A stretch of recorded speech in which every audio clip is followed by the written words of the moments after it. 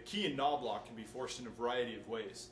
The simplest is to just take an axe and knock the handle straight off of there, then you can get in and manipulate the mechanism to open the door. This is obviously the most destructive method.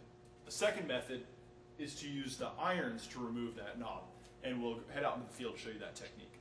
Okay, so now we're going to deal with our key and knob lock, and the entry tool we're going to use for that is simply the set of irons. And again, this is through the lock entry, so we're not going to use our conventional forcible entry methods. So I'm going to come up with my halligan. I'm going to place the fork of the halligan right over the stem of the knob, and then I'm going to call on my axe to come give it a couple taps in place. Now we're not trying to knock the doorknob off in this instance, we're just trying to get the fork end to bite into the stem.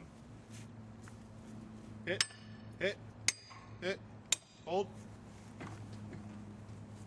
Okay, now my axe is going to come in with the flathead side against the door, and that will be my fulcrum point. And if that doesn't quite do the trick, then you can turn around and you can use the adze. Now we can reach in here with our key tool or screwdriver and manipulate the door.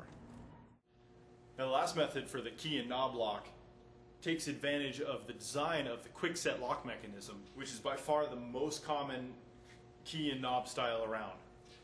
You can see here that the key and knob lock has an inner trim ring, and this ring along with a couple clips is what holds the lock cylinder in place.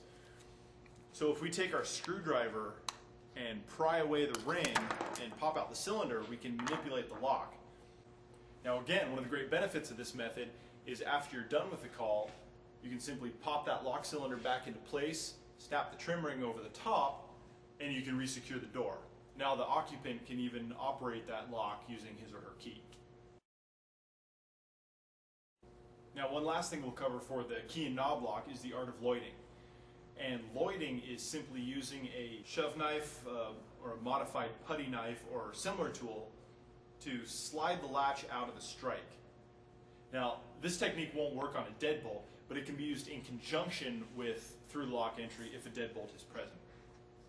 So while lloyding is a simple process, there is a catch which can make it difficult to impossible to perform, and that's something called the dead latch. And the dead latch is a pin which, when depressed, prevents the main latch from retracting.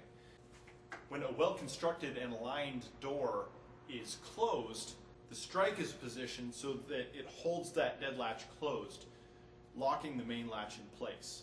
What you will usually find is that most doors are not very well constructed or not well aligned. So you can get around the dead latch by pushing your body weight against the door to pop that dead latch into the strike, freeing the main latch for lloyding.